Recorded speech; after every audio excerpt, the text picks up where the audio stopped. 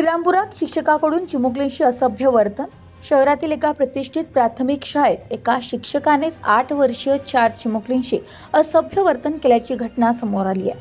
घटनेचे गांभीर्य लक्षात घेऊन त्याच्या विरोधात पोस्को अंतर्गत गुन्हा दाखल करण्यात आला असून संबंधित शिक्षकाला तात्काळ अटक करण्यात आली आहे. श्रीरामपुरातील शहरातील एका नामांकित प्राथमिक शाळेतील शिक्षक सचिन महाजन गोनारकर शासनाच्या पवित्र पोर्टलद्वारे संबंधित शाळेवर नियुक्ती करण्यात आली होती.